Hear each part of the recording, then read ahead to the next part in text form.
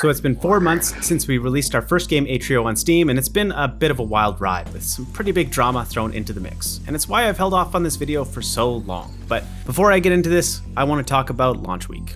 The game was at the top of new and trending for about 3 solid days, just before Punch-a-Bunch came out and started to dominate the charts.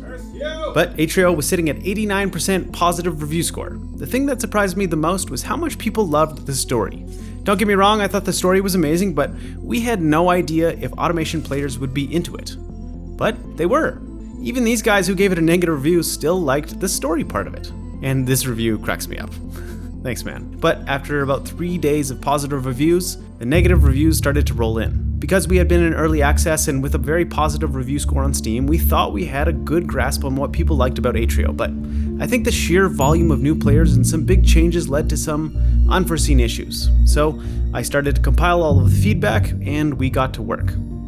The biggest offender was the picker pals. These guys pick and drop off plants used as fuel for your base. Now, our initial algorithm had them choosing plants randomly instead of the closest plants, which led to some inconsistencies in their output rate and led to some lights flickering on and off. If the lights go down, your pick a pal stop working, meaning you get less fuel and less lights, and well, people weren't happy about that. But we managed to patch it right away, but there was still lots to fix. Like some of the factories were just randomly disappearing. And some people were not enjoying the combat. We had decided right at the very beginning that we didn't want to actively fight animals with swords or guns like most other games, as your android is supposed to be very disposable. So we designed the supply pods to have creatures that come and attack you, and you have to survive with bombs or stun turrets or dodging. And the biggest complaint was around the tornadoes, because when they attack walls, they will pull you through the wall and also damage all the walls in between. If the supply pod gets damaged, it cancels the order, making the tornadoes very OP.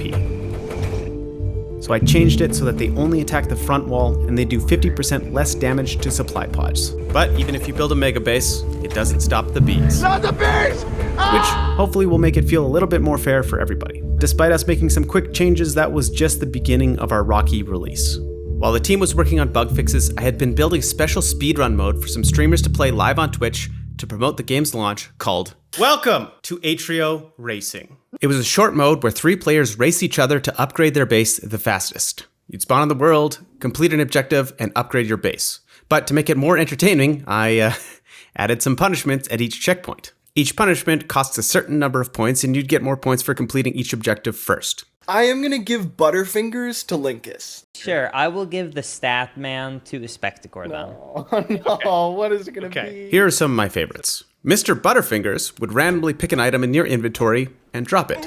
Oops. Players hated it. My things kept dropping on the conveyor belt and jamming my machines. Yes, it's having to be a punch. Hey the Musician, a very talented community member, created a custom song for us called The Peak. And because he sent us each instrument as its own track, we could get a little creative. This is our audio program called Fmod. It's how we control the music in Atrio. You see these layers here at the top? Well, when we set it to 1, it replaces an instrument with a more interesting instrument. So in the game, every time it loops, we swap out 1 layer until it eventually sounds like this. And the last 2 were probably the meanest. Zoom Zoom would zoom the camera into a cruel level of detail. Stop. No. No. And Speed Demon would randomly slow down the player during combat. God damn it. I also made the combat a lot harder.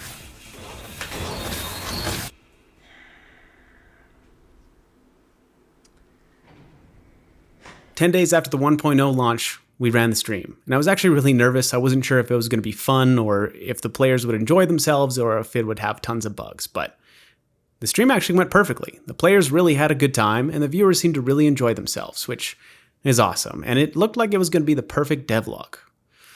However, 5 days after the stream, one of the players, Atrio, was at the center of a very hurtful and serious deepfake scandal, which is why you barely saw any clips of him in the video. We couldn't make a vlog about it. It just didn't feel right, which sucks because it was a key marketing piece for the game that we'd been working on for 5 years. And we'd put a ton of time and effort into it, all down the drain. Now, if you want to help us out, stick around because we found a way to salvage a lot of the work and integrate it into a new and interesting challenge that includes all of you guys. Future Steven here. We hadn't spoken to Atrio in 4 months since the controversy until yesterday. And it actually sounds like he's really trying to make a difference, putting all of his time and energy into making a positive impact, which is obviously very encouraging. However, at the time, it didn't feel right, so we scrapped Atrio Racing, put our heads down, and got back to work.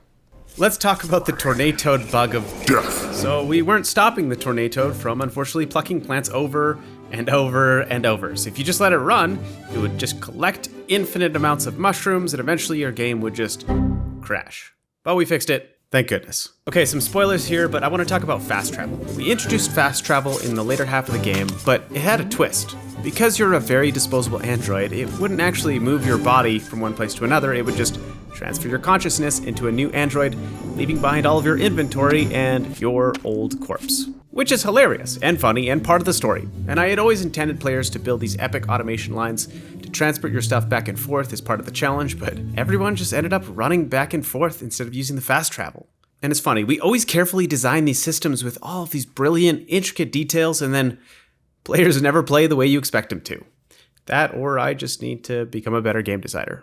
Maybe both. But to combat this, we introduced a new type of chest called the Entangled Chest. If you dump your inventory into it, it's available in all of the other Entangled Chests across the map. So you can fast travel to your heart's content, and it ended up being a really good solution that I actually really like.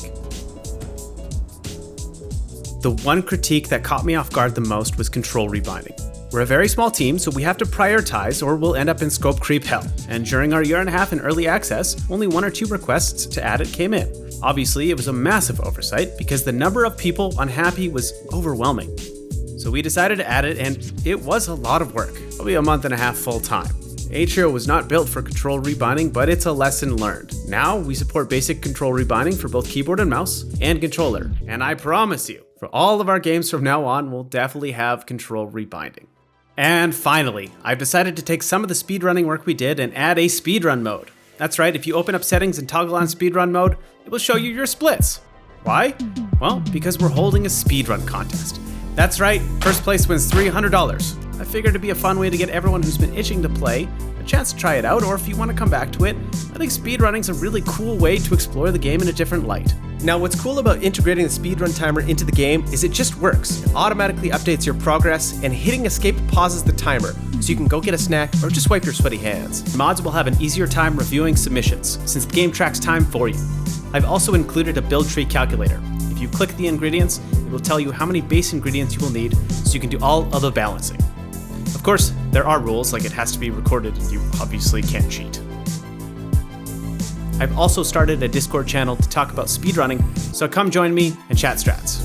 And if you really want to help me out, become a volunteer mod for the speedruns, because there's just no way I can review all of the different speedrun submissions. So join the Discord and send me a message if you're interested. An average first-time player takes about 12 to 18 hours to beat the game, which means there's some real room for improvement. I love watching speedruns in every shape and every size, so I can't wait to see what you guys come up with when speedrunning Atrio. Okay, so what's next? Well, we're still working on updates for Atrio, but we'll soon be slowing down and focusing on our next project. We've already been brainstorming some new ideas, and yes, the game will be in Unity. I know there's a lot of talk about which engine is better, Unreal, Unity, Godot, or if you're Polymars, Scratch. And score will be public. Okay. We have a bouncy ball. Sick. But honestly, all of the knowledge and experience we've acquired building Atrio and Disjoint is nothing to scoff at. Plus, I actually quite like working in Unity. Hey, if it ain't broke, don't fix it. But one thing I'd really like to do is make a 3D game. I do not know how to model, I've never done it before, and well, I think it'd be a really exciting challenge to take on, and frankly, I think going 3D would be a lot better for the vlogs. It's been an amazing 5 years working on Atrio, and honestly, I think I'm even more driven to make games than before. So if you want to see the results of this crazy speedrun contest, or what kind of wacky ideas we've come up for the next project, make sure to subscribe. Thanks everyone for watching and following us on this 5-year journey. We'll see you next time.